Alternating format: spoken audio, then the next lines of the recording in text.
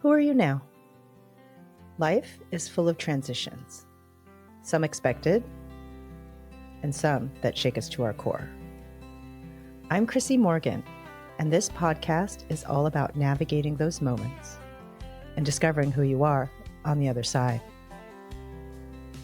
We'll talk about self-nurture, midlife, reinvention, and how change, when embraced, can be the greatest gift. Through real conversations, expert insights, and unfiltered truths, we're going to explore what it means to shift, evolve, and fully step into the life you're meant for. Welcome to Who Are You Now? Today's episode is a really deep one and a really important one. Because when we talk about awareness, we're not just talking about noticing what's happening on the surface. We're talking about stepping out of emotional autopilot and into that space where you can really observe what's going on inside you and eventually how you show up in the world. This is what I call the observer mode. And it's where real self-awareness begins.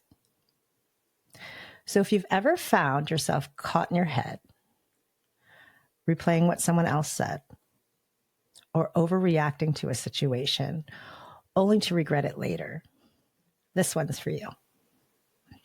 Let's talk about how to deepen your awareness and reclaim your power. What is real awareness? Awareness is more than being mentally aware. It's a body-based, moment-to-moment experience. You know those goosebumps you get?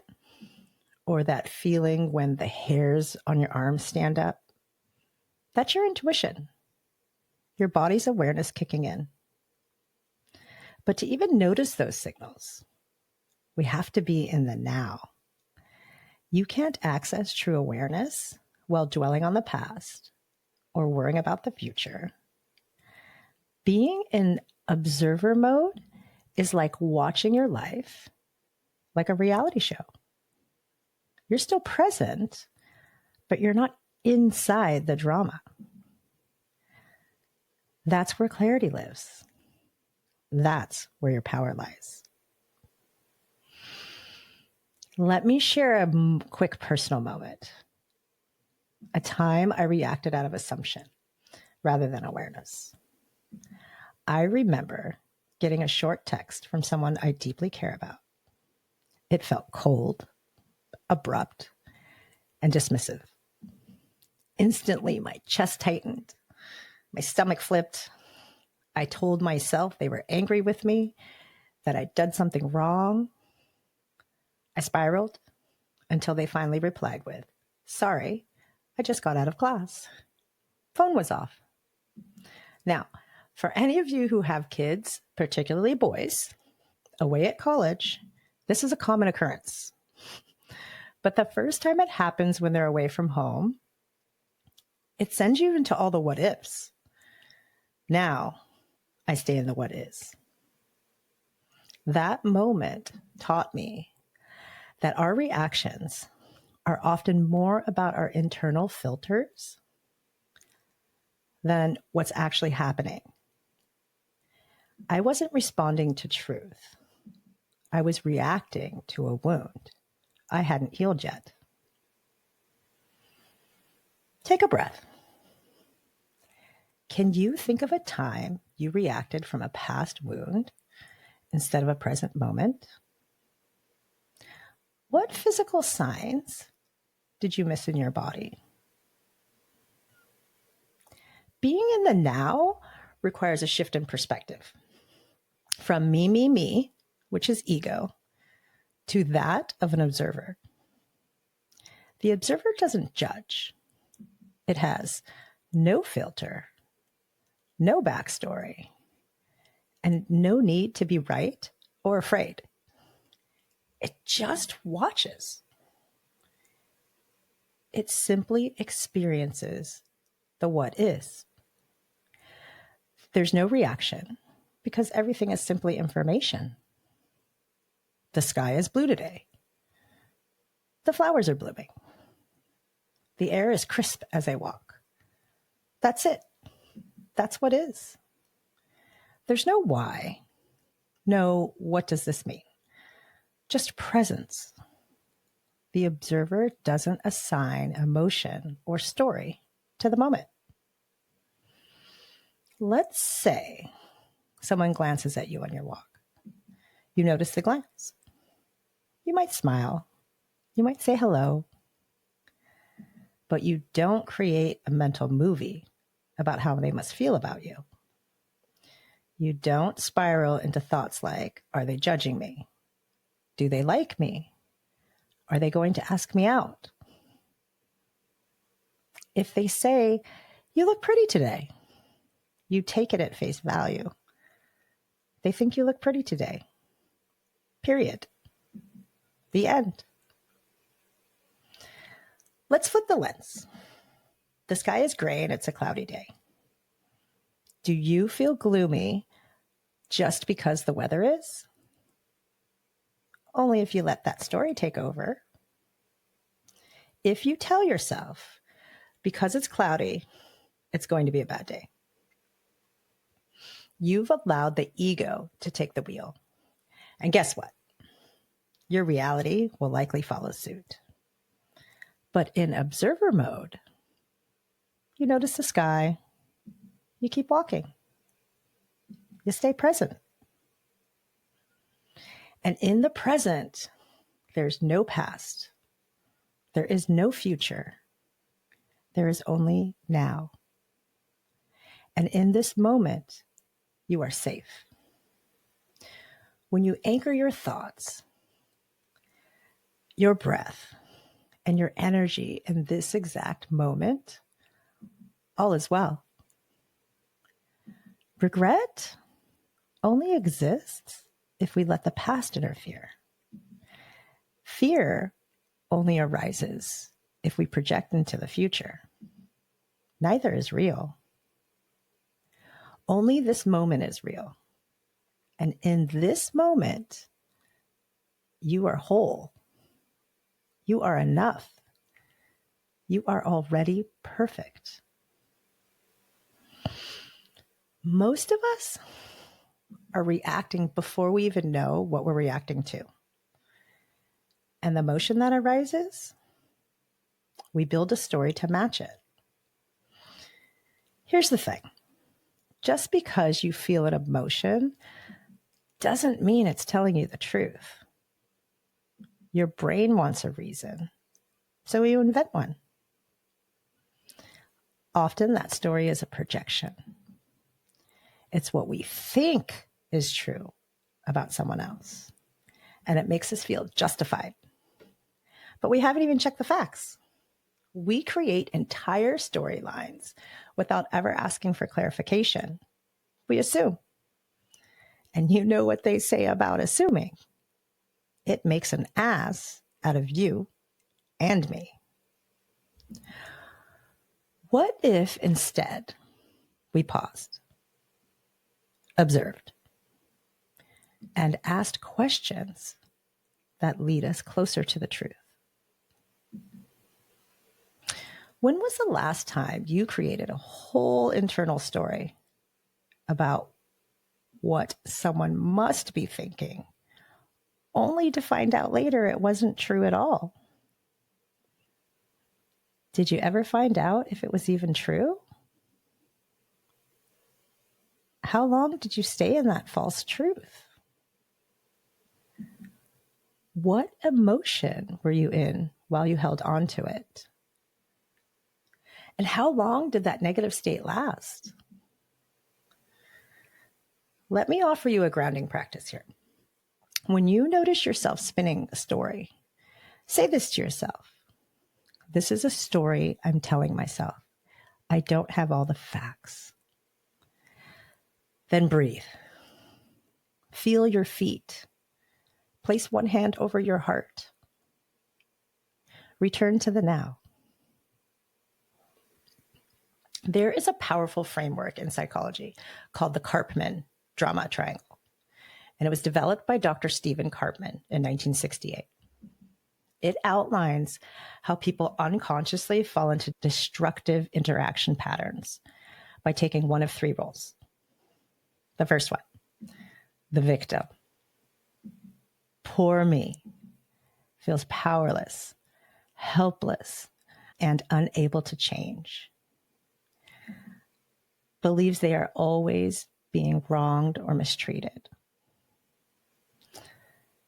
Number two, the rescuer. Let me help you. Feels compelled to save others, often enabling the victim and avoiding their own issues. And then the third, the persecutor. It's all your fault. Blames, criticizes, controls, and creates fear. And you know what's striking is that the research and the therapeutic estimates suggest that 90% of people operate within the drama triangle 90% of the time without even realizing it. That's a lot. We shift roles quickly and fluidly. You might start off as the rescuer trying to help. But when it doesn't work, you feel frustrated and shift into the persecutor.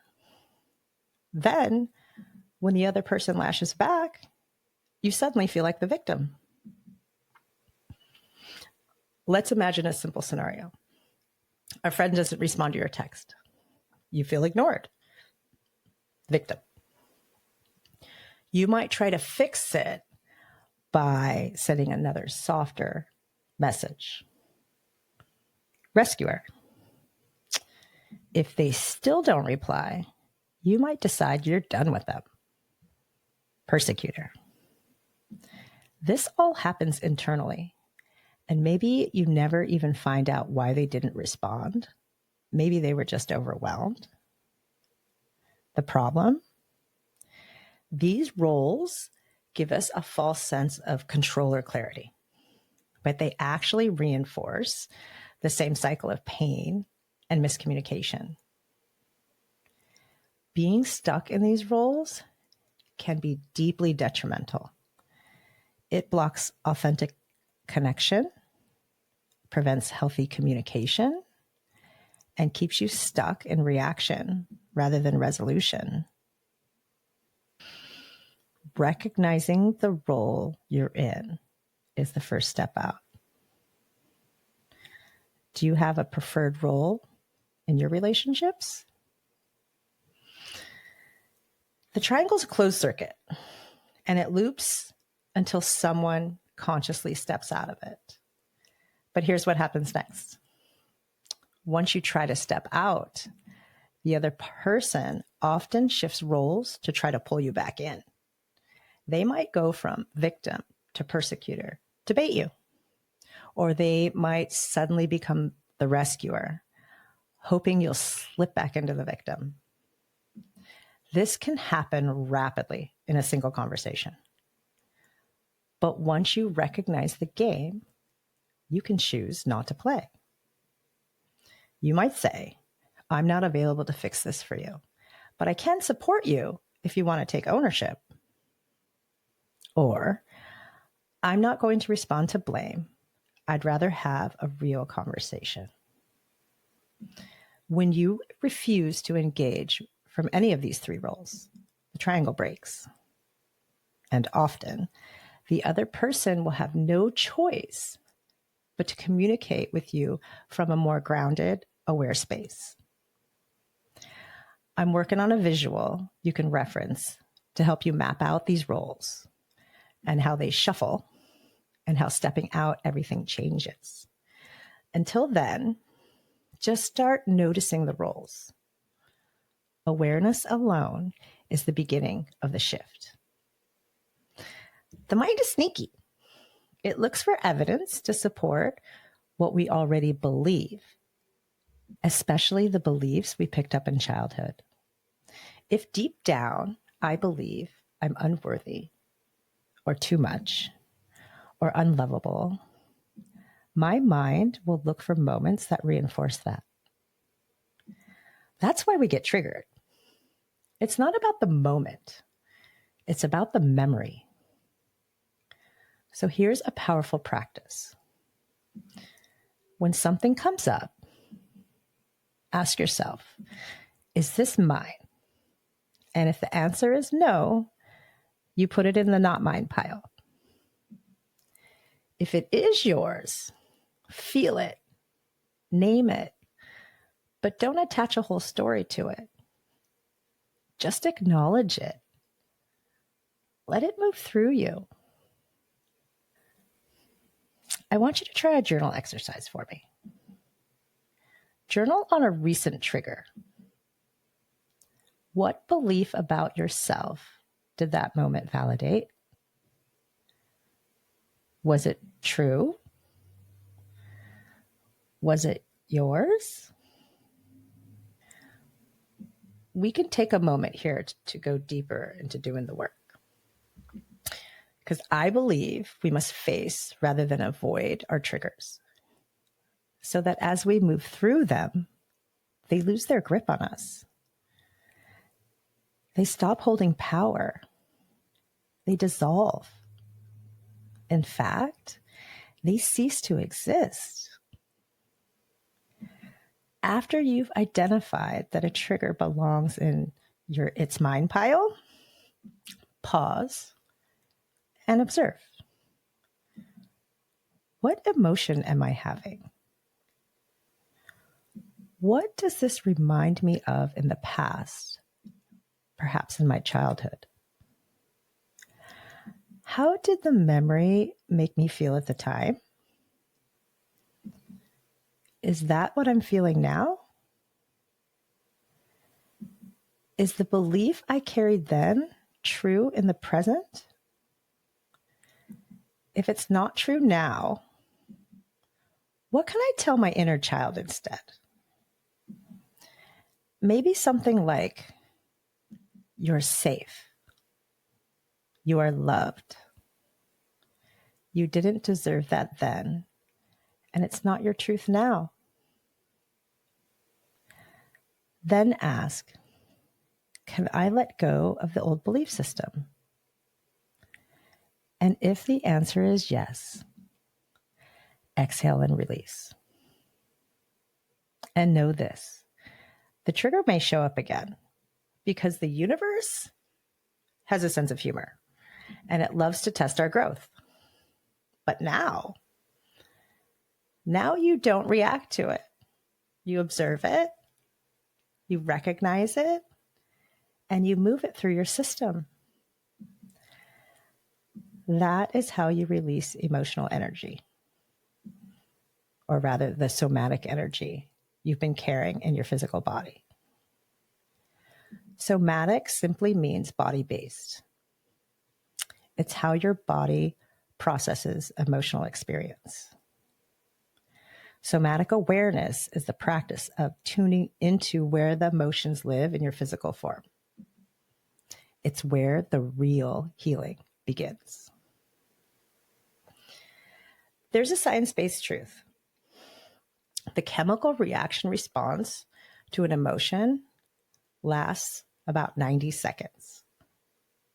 If you let the emotion move through you without feeding it with thought, it will pass, just like a wave. But if you keep replaying the situation or justifying the emotion with a story, it sticks. And that's when it stores in the body. That's when it becomes chronic stress or somatic tension. Let the wave rise. Let yourself feel. Then exhale and let it go. And after 90 seconds pass, and you allow the emotion to flow through you like mist, try an exercise I often give to help reset the nervous system. It's called the physiologic sigh. Here's how to do it. You inhale deeply through your nose, then take a second shorter inhale at the top of the breath, Then exhale slowly through your mouth. So this is what it sounds and looks like. Deep breath, deeper end breath, exhale. Repeat this 1 to 5 times slowly and intentionally until you feel your nervous system begin to return to baseline. And as John Kabat-Zinn said, wherever you go, there you are. That quote is a reminder that presence is not about fixing anything. It's about being right here with what is without judgment. When I'm working with clients who feel like moving somewhere new or changing something external will magically fix their life or stop the drama, I always come back to that quote. Wherever you go, there you are. Because the truth is, you bring your stuff with you. Your lack of self-worth, your feeling of being unlovable, your unresolved patterns, they don't disappear with the new zip code. It's not about changing your environment. It's about doing the work within you so that no matter what the storm is happening around you, you're centered. You are safe. You're steady. That's what awareness really gives you.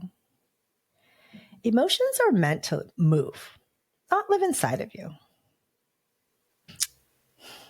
We've talked about observing your emotions and triggers, but awareness also means noticing your own output, how you're showing up in the world.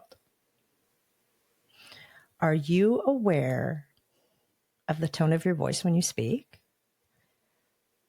Do you catch subtle sarcasm, the sharpness, or the self-doubt that sneaks into your words? Do you interrupt often or shut down when things get really uncomfortable? This isn't about judgment. It's about becoming an honest observer of your patterns. The same way we observe what others say and do without assumption, we can observe ourselves with the same compassion and curiosity. You might say yes when you mean no. You over-explain, hoping to be understood. You downplay your needs to avoid conflict. I've done all of these. And these are all clues, breadcrumbs on the path to deeper awareness. And the more you observe without reacting, the more you can choose to realign your communication with truth. True awareness means observing not just what you feel, but how you move through the world. This is one of the most important distinctions I teach, and it's something I'm constantly practicing myself. I actually did a short video on Chrissie Corner on Instagram and TikTok about the difference between being nice versus being kind. Being nice implies I don't want to hurt anyone's feelings. How am I going to be perceived? I don't want judgment. Nice is rooted in fear and performance. It's about being agreeable, not necessarily authentic. And often, people pleasers get steamrolled. But kindness comes from clarity. It says, I can stay in my truth. I can express myself kindly, concisely, and directly. So the next time you're in a conversation Ask yourself, are you being nice or are you being kind? One protects the ego. The other honors truth. The truth is, most of us are walking around reacting to life, not actually living it. Awareness is the first shift. Observer mode is the power move. It's not easy. Sometimes it means sitting with discomfort, asking harder questions, not rushing to fix or explain what you're feeling. But this is the work. And the beauty is, you don't need to solve everything in one breath. Sometimes it's just about the pause, the noticing, the deep exhale. So if this resonated with you today, I'd love for you to take a few minutes and reflect. Where in my life am I still reacting instead of observing? And if you feel called to share it, please reply to the Substack post or send me a message. And if you're sitting with something right now, an emotion, a memory, or a pattern you finally named, just know that awareness itself is healing. You don't need to fix it. Simply being with what is, without judgment, is the most courageous step you can take. And maybe, over the next few days, just notice not only what you feel, but what you say, how you respond, how you move through the world.